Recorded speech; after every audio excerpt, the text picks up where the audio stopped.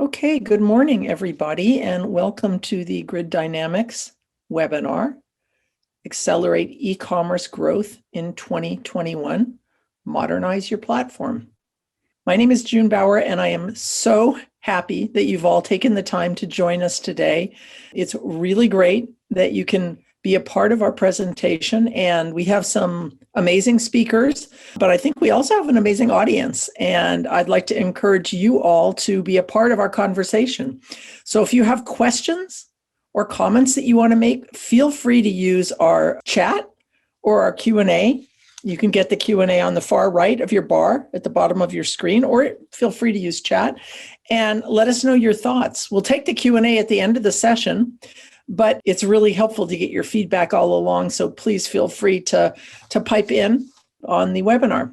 So let's get started. If we can go to the next slide, please, Anna. We're going to have a fun agenda today, primarily with our panelists. And we've got a great group of panelists. I'm going to let them introduce themselves in just a minute. But I do want to say that I'll give a short introduction, and then we'll have our panelists with a rousing discussion. Of course, your questions welcome. And then we'll do the Q&A at the end. And let's get to our panelists.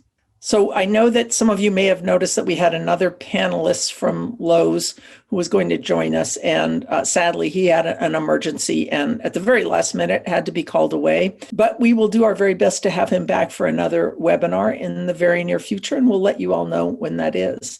But hey, we've got some great people here today, and I'm really excited to let them introduce themselves. So I want to start with Nate Jara. Nate, can you introduce yourself?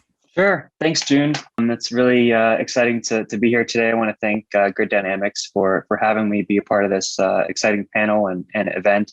But yeah, so my name is Nate Jara. I'm the Senior Manager of UI Engineering here at American Eagle Outfitters. We're headquartered in Pittsburgh, Pennsylvania. And I've actually been with the company for over 12 years. I started working here right out of college, worked as a front-end web developer on our marketing and promotional updates on AE.com, and then moved into more leadership role, senior engineer working on core functionality. And then within the past 7 years or so, I moved into a management role where I've been since then managing our UI engineering team. And we work on iterative feature development for our American Eagle and Aerie brands on AE.com. Definitely excited to share some experience and outlook on e-commerce in general, getting into the new year today. So thank you. Fantastic. Well, thanks for taking the time to join us today, Nate. And Brad, I want to let you introduce yourself. Yeah, thank you, June. I'm Brad Buell. I'm the Chief Revenue Officer at Broadleaf Commerce. So I oversee sales, marketing, and legal, as well as partners, such as our partnership with Grid Dynamics across about 50 different medium to large enterprises that we provide digital e-commerce software and services to. That's great. Thanks so much, Brad. And finally, Max, you want to introduce yourself? Yes, my name is Max Martinov. I am a CTO at Grid Dynamics. And in Grid Dynamics, we help Fortune 1000 companies with digital transformation. And I can say that we have been working with large retailers in the US since probably 2008, very close to the inception of the company. And since then, we helped many of them achieve this omnichannel customer experience and unified commerce. Companies like Macy's, Kohl's, Home Depot, JCPenney, Neiman Marcus, and many other ones, big, medium, and small. So excited to be here today. Great. Thanks, Max. And myself, I'm June Bauer. I help Grid Dynamics, and I am a consultant. I work primarily in the area of marketing. I started at Apple Computer in 1981, if you can believe it. Those of you out there probably are not even, weren't even alive at that time. But I had the opportunity to work with Steve Jobs and then went on to hold many VP and CMO positions at companies like Adobe, Cisco, and WebEx. So I've done a lot of marketing, and I get great pleasure in getting to meet people like you in our audience today and our incredible panel. So I wanted to kick off today by sharing the next slide. And Anna, if you can just click. Probably a lot of you, and I know for myself, a lot of this pandemic has been kind of brutal. And for those of us today in this webinar, and I think many people, millions of people around the world, our only means of shopping has been online, and the world has really changed. And thank God we've got online shopping, because I think it really pulled us through. And it certainly makes me feel better when I get online with my credit card and buy a few things every once in a while. So a lot of us have probably looked like this guy making a purchase right here. So I want to, today we're going to talk a lot about this whole idea of e-commerce and where it's going. But to start, I want to involve all of you, and I'm going to ask you to participate in a poll. So let's go to the next slide. Hopefully everyone knows the way to work polling on Zoom. It's a polling button at the bottom of the page. It looks like a little bar chart. And I'm going to ask you to choose one question here. And as you can see on my slide, take a look at my slide pretty quickly here, because I want you to look at this chart. And the question is really around, what does this chart represent? What's your best guess at what it represents? Take a quick look, and then why don't you place your bets, take a guess. And I see nobody I can see is going for the connects the dot dog. I'm disappointed in you all, but you will probably be right if you don't choose that. Oh, there we go. Someone chose it. Thank you. I hate to tell you, you're probably wrong, but okay, we've got a good number of people voting. Can we bring up the results for that? All right. Well, we can see the results here. So the majority of you thought it was e-commerce growth in 2020, which would be a pretty good guess, and increased IT spending on e-commerce. But, well, I have some news for you. Let's go to the next slide. Here's the answer. It was Walmart's numbers. So whoever guessed Walmart was right. I thought this was really interesting. Walmart really went kaboom, kabam this year in e-commerce. And I don't know if any of you saw today in the paper, Target announced its results for the quarter. And they were really fantastic, but they weren't anywhere near these numbers in terms of e-commerce.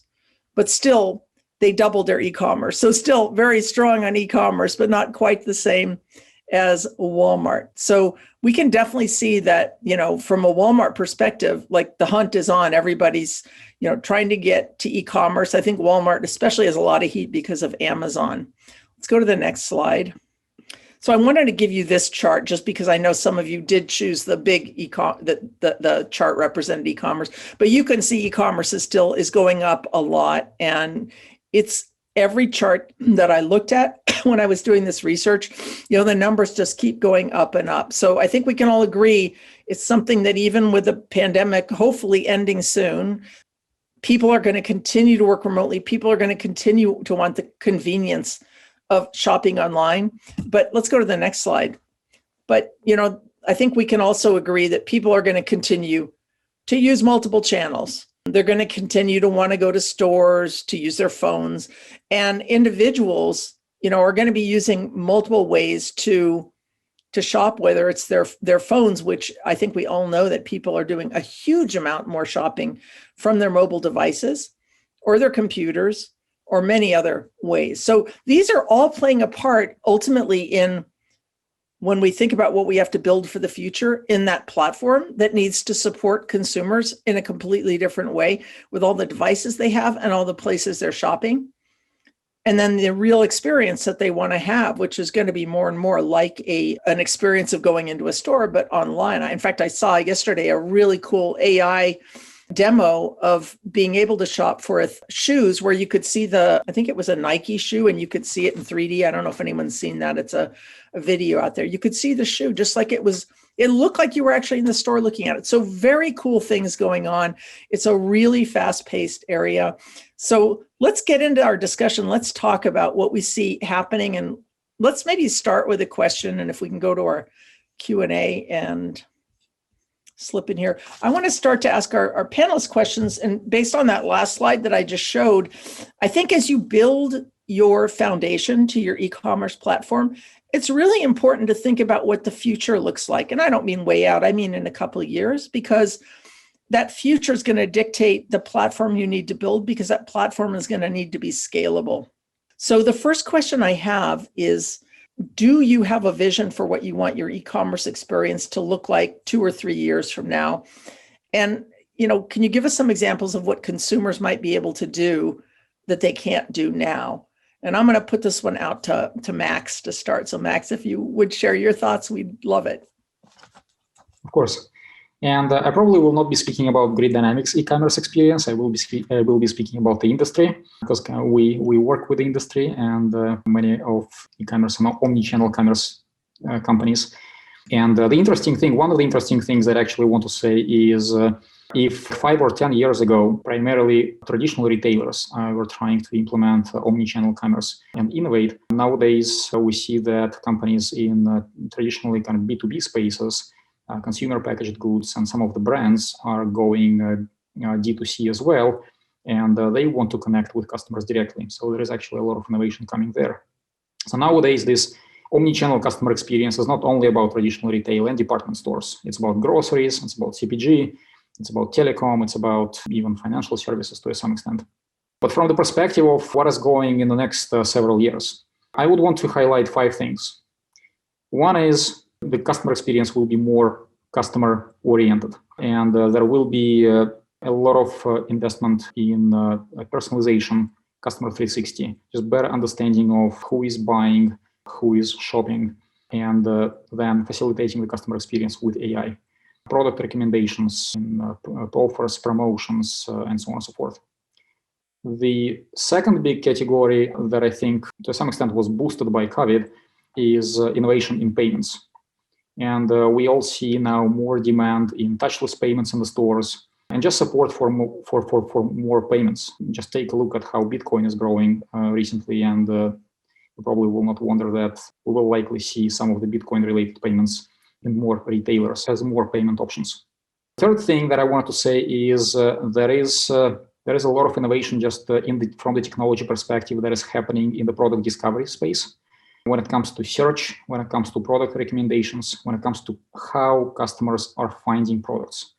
And if 5 years ago search was just a keyword search, you needed to have something in the product description or in the product attribute for a customer to find it, nowadays search is much more than that. It is increasingly AI driven. It uses visuals a lot to find similar products. We see more and more use cases, and customers are actually starting using the search capabilities to search by symptoms. For example, like you would go to a site and like a home goods site and search for my roof is leaking or my toilet is leaking, and you will actually find products to help you fix that problem.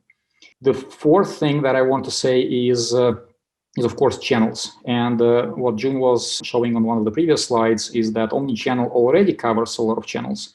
But now we see that innovation is returning to the stores. Stores were kind of forgotten for a while over the years, but now we see that innovation in the point of sale systems, innovation in AI in the stores. Just imagine that you can have analytics and the funnel view of your customers in the stores, like you can have it for the website. Like this many people came to your store, this many people browsed through certain product categories, this many people actually stopped like in certain aisles to look for some products, and this many people actually bought something. So all this is becoming possible with better edge computing technologies and with better technology in the stores. But also channels are expanding to just new ways to engage with customer, like voice, conversational commerce is becoming a thing more and more. Finally, the fifth thing is not even related to customer experience, it is related to back office. And there is a lot of innovation going on there because customers not only just need to find the products and buy them, but they expect very fast delivery times. And retailers actually need to optimize their inventory turns. So there is quite a lot of innovation in supply chain, inventory management, order management to make it faster, to make it more predictable, and to make it more efficient. But overall, we cannot predict the future. So these five things, hopefully they will happen based on what we see in the industry right now and where it is going. But what is definitely true is that the pace of innovation will accelerate, and we will see more exciting things. Okay, that was a lot of really, really good information. And you definitely have me thinking a lot about the future. And Max, from what you said, it sounds like almost every facet of e-commerce has innovation going on in it, which is which is crazy. And I think for me, as I think about our audience who's listening in, it's going to be a challenge to think about where do you put your resources? Any thoughts on that? I mean, these 5 areas all sound really important. Should every company cover all of them, or should they focus on a few? How do you think about it? Well, no, most likely, look, each company would ultimately know their business the best, and the current level of the capabilities development would vary from company to company. And like some company would be more focused, for example, on improving offers and promotions, because it is inherently in their business model, and they are more kind of driven by offers and promotions, and they will be more interested in innovation there. Some companies who would have a very outdated like in-store experience would likely like to do some innovation there. So it really depends on the current state of the company and where is their preference from the perspective of the current business development. Yeah, that makes sense. That makes a lot of sense. Well, I just want to turn to Brad for a minute. I know Max covered a lot of what the future looks like, but do you have any specific examples that you might be able to share about your customers and how they're thinking about the future? Absolutely, June. Yeah. In addition to what Max said, I think, you mentioned kind of the augmented reality, which I think is going to continue to grow as that technology becomes, easier to consume. But the other thing I think that's going on right now in the commerce world is the idea of personalization of data and anonymization of data. And so as all these kind of privacy laws are going on worldwide and different ones in California versus the rest of the country, I think, what we're starting to see retailers do is drive more loyalty maturation of their loyalty programs in particular as incentives to continue to give them personal data. In addition to that, I think, as personalization and anonymization continues, I think we're going to continue to see better recommendations based on more anonymized or big data versus based on your personal data. So the less that you're able to give someone in terms of, hey, this is me, this is Brad, that you're tracking on your website, if I'm not going to allow any cookies, well, then at that point, at time of checkout, a retailer or any other business for that matter is going to anonymize that data and turn it into geographical, psychographical data in order to make decisions in the future. So we certainly see that, again, maturation of anonymous data as well as loyalty programs. From a technical standpoint, I think what we're seeing a lot among most of our clients and sales opportunities is really a maturation in technical agility.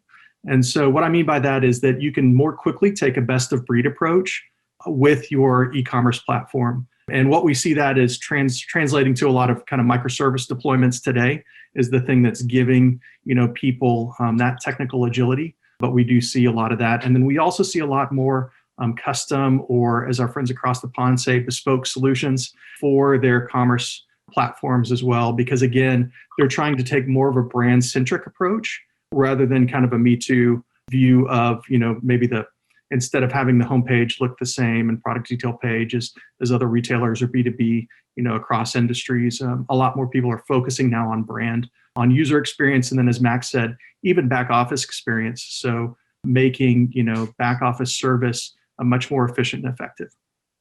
That's actually really interesting. I love your comments, and I think, brand is so important, especially in retail, and creating that special experience that may not be just e-commerce and maybe the whole experience across all of your channels can be a competitive advantage and maybe one of your most important competitive advantages. So I think it's important to think about with your platform, and do you want something everybody gets, or do you want something that really sets you apart? Great points.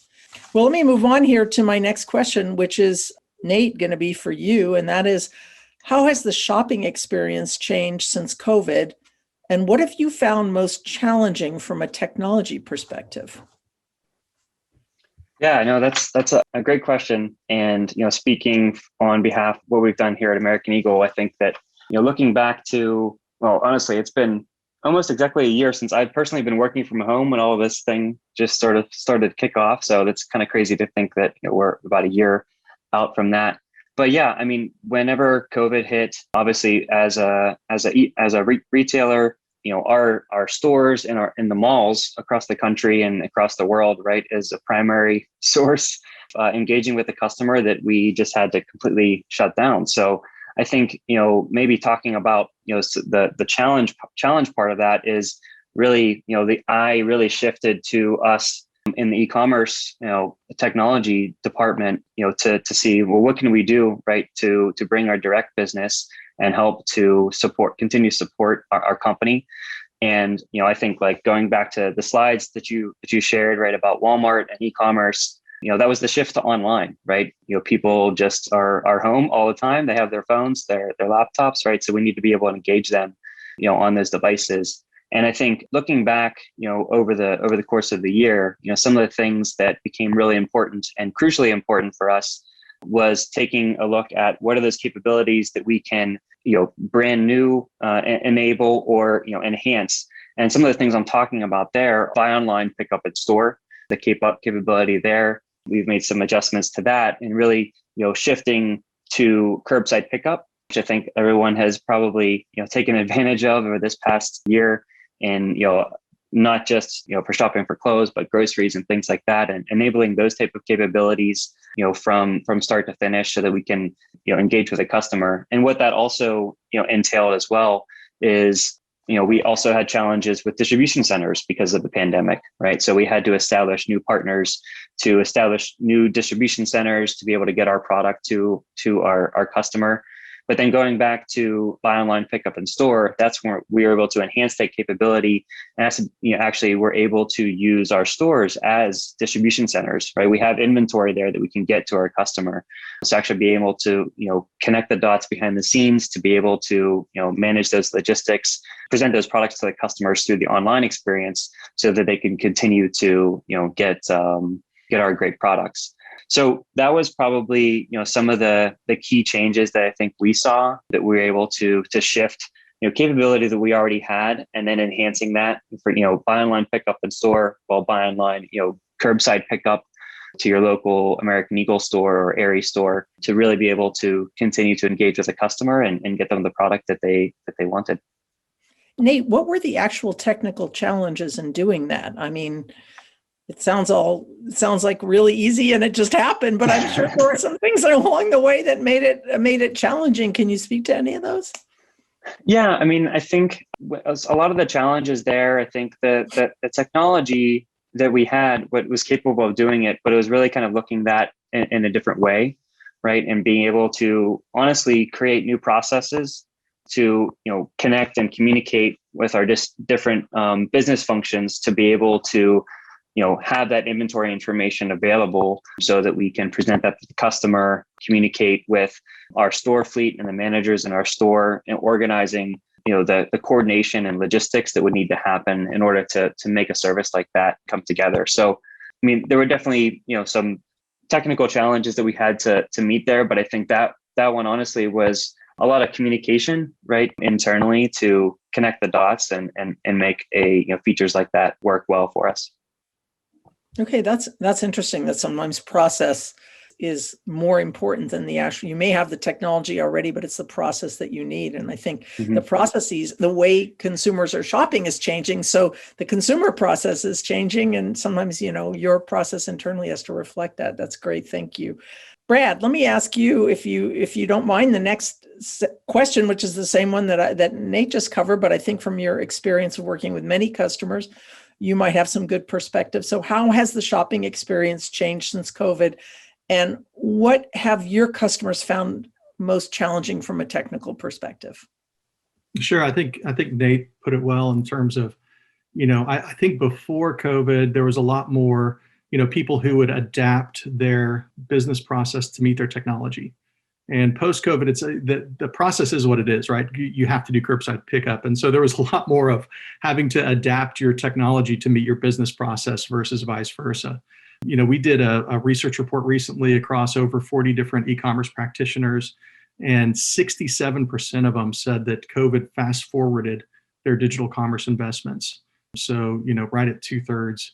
As consumers in 2020, of course, we're all used to QR codes and contactless pickup now, right? Those are pretty ubiquitous. There was additional growth that we saw that was interesting in a couple of industries. One was in B2B, we saw the fast forward digital commerce initiatives, because before, when we're selling, especially into very relationally driven, where you've got a lot of field sales reps on B2B side. Those field sales reps are resisting any kind of digital commerce automation because they think, oh, maybe my job's going away, right? But when COVID hit, like that excuse is out the door. You had to use digital commerce in order to sell. And so we did see a whole lot of fast forwarding in the B2B space altogether, which includes other things like, quoting process online rather than in person. So there's a lot that comes out of that. Then we also saw the growth of a lot of third-party marketplaces.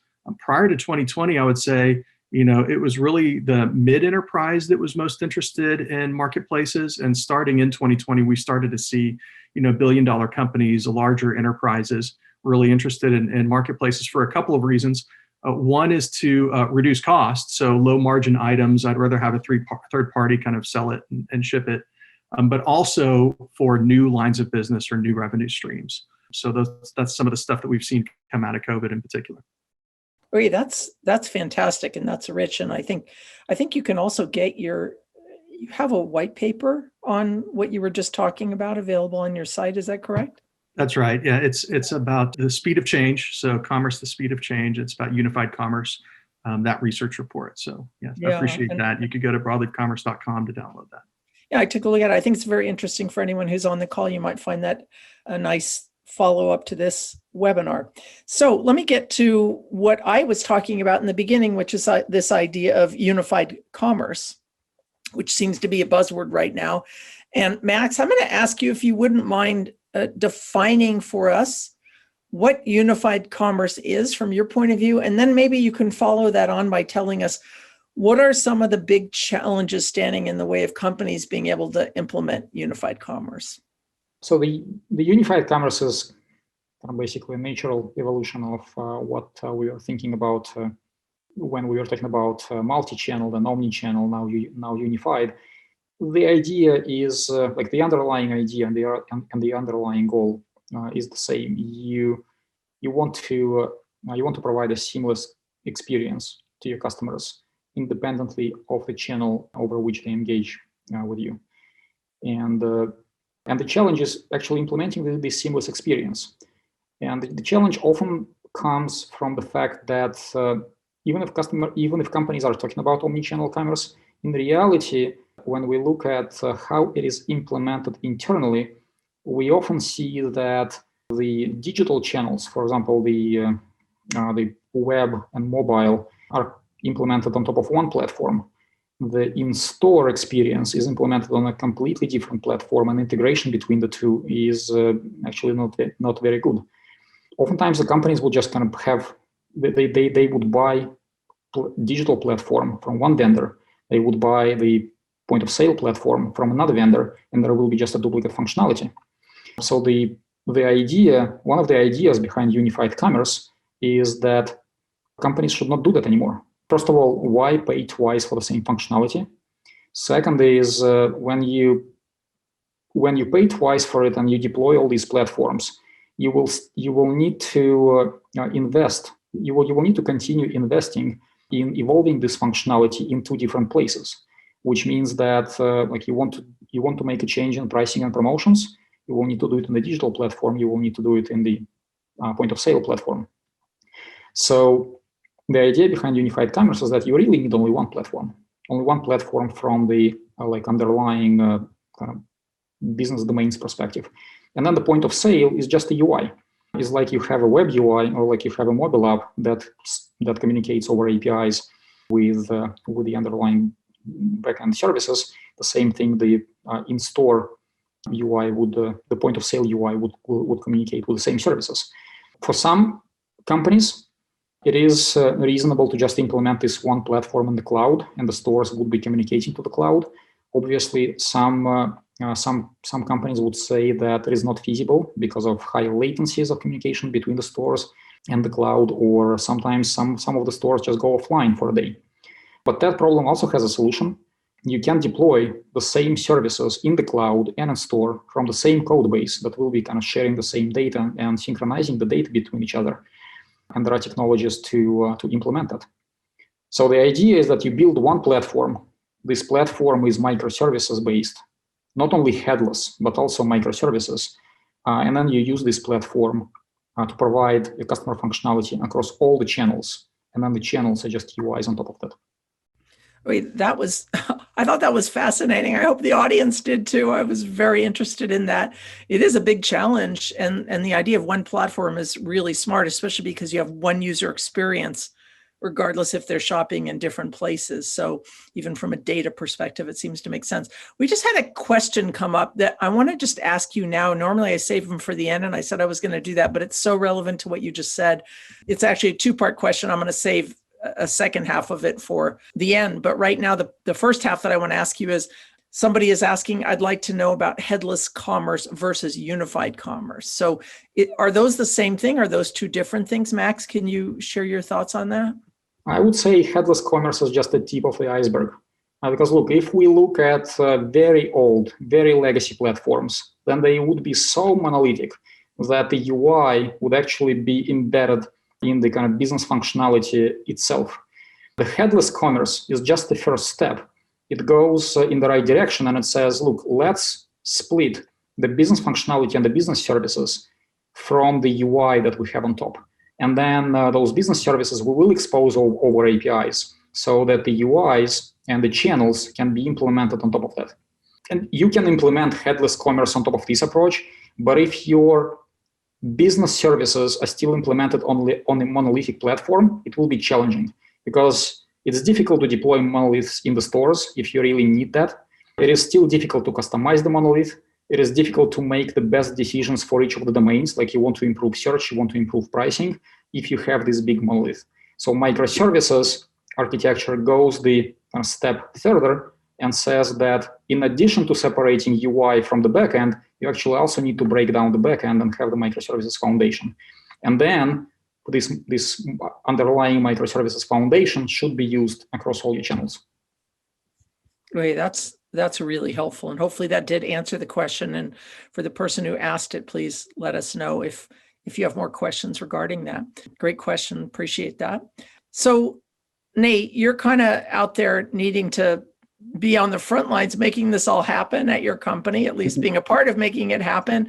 So from your perspective, unified commerce, I mean, are you implementing any of the things Max was talking about? Are you thinking about implementing them? How are you approaching this? Yeah, no, it's, and honestly, this is, I want to kind of focus in on one particular piece today. That's really interesting to me personally, actually, that I've been able to participate in at American Eagle. But, just to kind of start off first, I think as a retail brand, our brand exactly, and our brand's voice and how we show up to our customer every season throughout the shopping year becomes obviously very vitally important to the success of our business. And what that really translates to, I think, in the context of our conversation is content, right? I know some people may have heard, that sort of phrase, content is king, right? You're only as good as the content that you have. And for us, that's our how we showcase our brand and provide content to our customer. And as we're talking about multi-channel, omni-channel, unified commerce, right? That could be, your mobile phone, that could be going to the website on your desktop, that could be the mobile app that you have, that could be an in-store display that you're seeing, right? And some of the things that we're looking at is how can we show up to our customer in a very, cohesive way, in a similar way, in all of these channels, no matter where they engage with us, right? So, there's sort of that older shopping pattern of people would go online to look at stuff, but then they always end up going into the store to do that. And we know now that that's obviously not the case, right? A lot of people are just going directly to their phone and purchasing things. So we want to be able to show up in the right way. And so that's where, kind of coming back to the technology piece and omni-channel, that's where, I want to talk a little bit about content management and the tools and process around content management. And, Max mentioned, headless. There is a growing wealth of options out there that have been accelerating over the past few years in content management, and specifically a headless CMS, which is essentially, providing that core content management capability and system that manages and organizes your content without a front-end presentation layer. And these headless CMS systems and capabilities are great out of the box, you can say, right, in this new e-commerce world that we're living in, because they are client and device agnostic. They're multi-site ready, have analytics capabilities. We've maybe touched a little bit on, I think Brad touched on segmentation and personalization, those type of integrations that you can go with AI and testing, and having those sort of things, built in. And then what that allows you to do is the system really provides the content that you create as a service. So it's API first, provides content as a service. And what that really kind of distills down to is basically abstracting your content from offers, your content and offers from the layout and formatting, right? So traditionally, you talk about traditional CMS, you would have content that's embedded in HTML that has CSS and JavaScript, all delivered for the web. Well, whenever you want to be able to make efficiencies in how you're providing that content for all of your channels, right? The app can't consume that, and your store display may not be able to consume that. And even taking a look at other devices and channels like personal digital devices like Google Home or those type of things, right? And that conversational commerce, right? You use that same type of data to engage with those devices and your customer that way.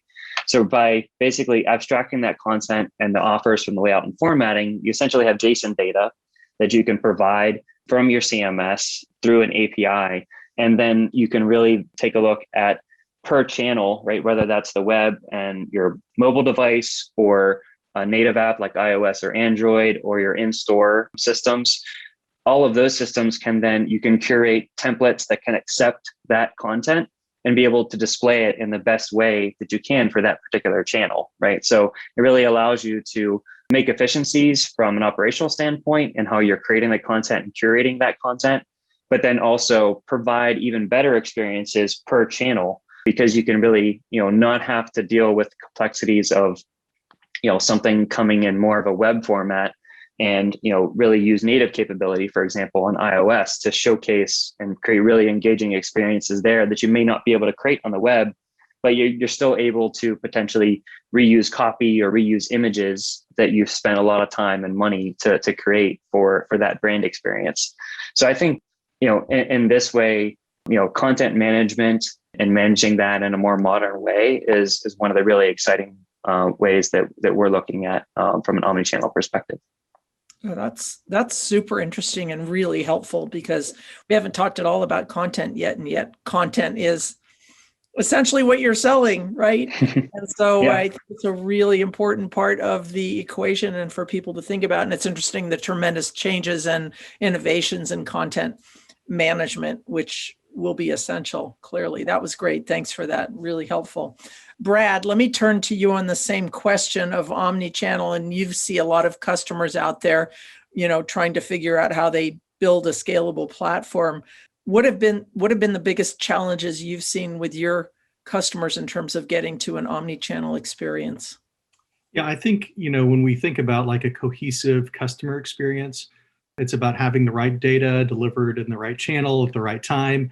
And so in particular, there's a few kind of master systems that you've got to have in sync appropriately. And those always start typically with customer, product, and order. And so you got to start with that customer master, product master, order master, and figuring out how to meet, those customer experience use cases that your business deems valuable for your brand across those different data sources. Ultimately, it means that the ability for you to both integrate to and extend out or customize your commerce platform is the biggest challenge that we typically see, especially among legacy platforms that might have been in there, a decade or longer.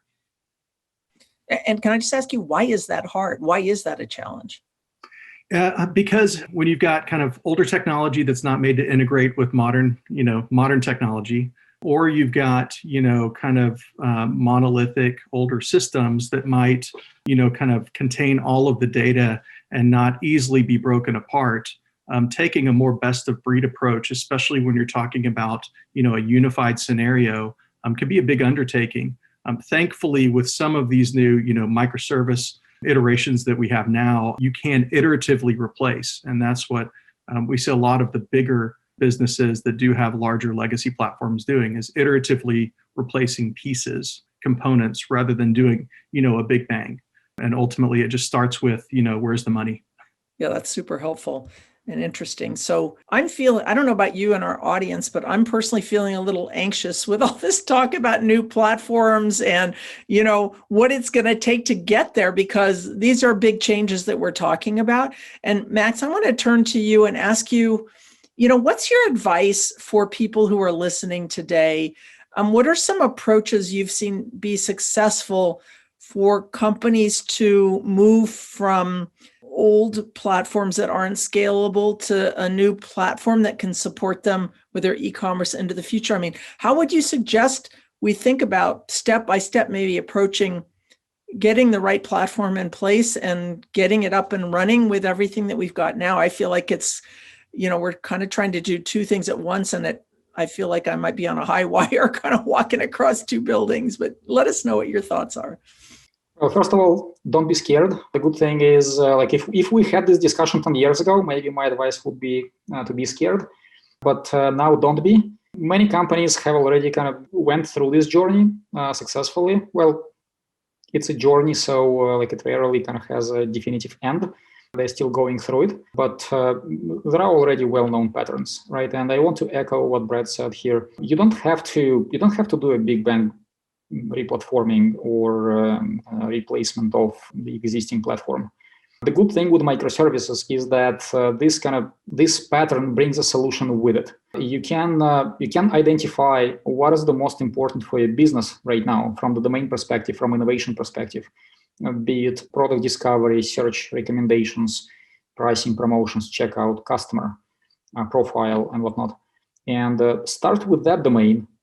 Replatform that domain. There is a pattern called strangling the monolith, when you basically just kind of chip away this functionality from your monolithic platform, from the legacy platform, implement it on a new microservice, and then you continue doing that. With that, you can prove the business value relatively fast. You don't have to do a significant upfront investment. And then ultimately, you will see that with this journey, you will feel more comfortable after step 2 or 3. And after some time, you will be at a stage when there will be almost nothing left in your monolithic platform, at which point in time you can just replatform the rest of it and say goodbye. Okay, well, honestly, you just made me feel a whole lot better. I was picturing, making the whole transition over the weekend, and I didn't know how that was going to happen. Obviously, it wouldn't.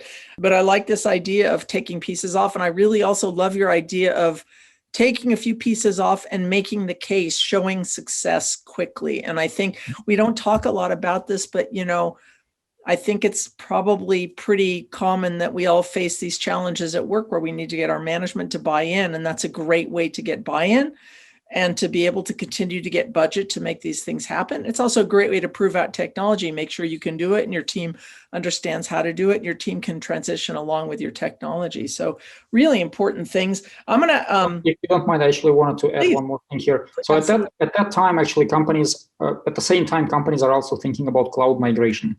So it's a perfect way to also migrate to the cloud. When you have your monolith in your data center, you ultimately want to retire it, and you want to move to the cloud at the same time, you can be moving to the cloud while modernizing and kind of start deploying these new capabilities in the cloud. We see that historically, that if you pick the right services, then latency will not be a big problem. And if you deploy them right in the cloud.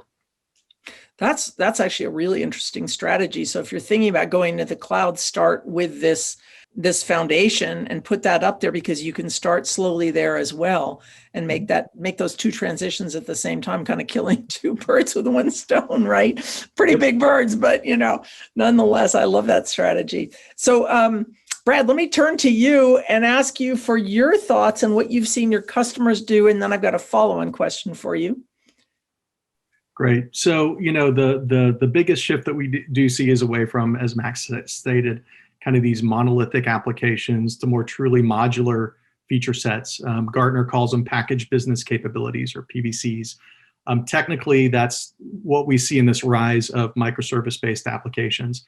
That allows businesses really the ability to take more of a best-of-breed approach with not only with their overall e-commerce platform, but just an easier ability to add, update, change features, and customize their experience much quicker than on legacy platforms. So I think that's what that's what they ultimately get is agility.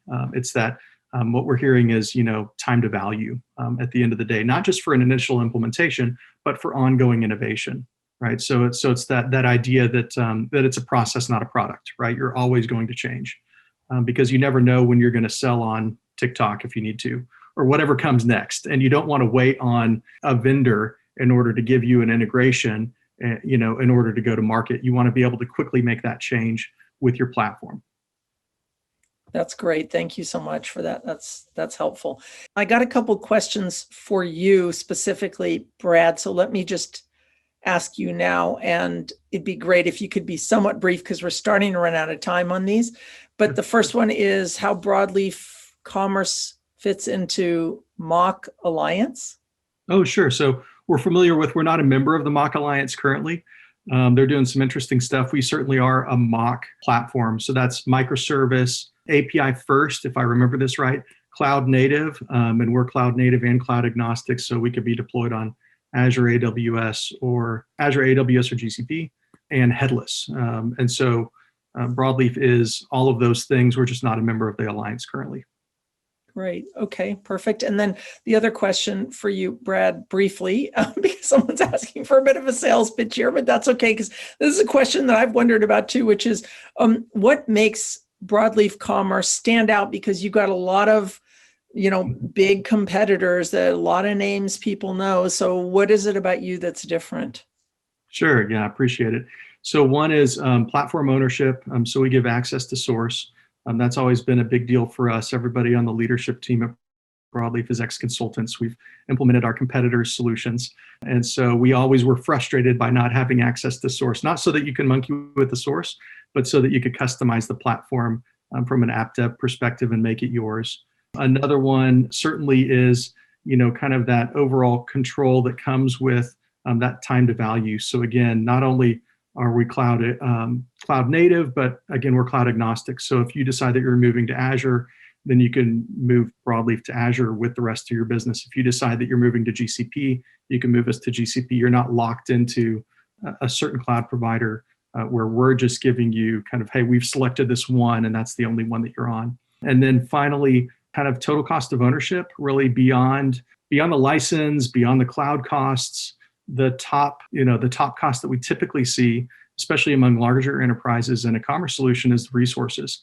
And so by staying on a modern technical stack, which we're on Java and Spring for those that are interested, we really do find that by having, access to source on a modern technical stack, there's a much lower total cost of ownership overall because of resource availability and the ability to do that application development over time, versus having a proprietary code base where you're having all of your engineers kind of learn something new. And not only that, but it's a black box. And so they can't, easily extend or customize as they can with our platform. So those are the main reasons why we see people buy. Great. Thank you very much for that answer. All right, Anna, I'm going to ask you to bring up the last slide. And while you're doing that, I want to thank our panelists. This time has flown by. Personally, I found this an incredibly thought-provoking and interesting conversation.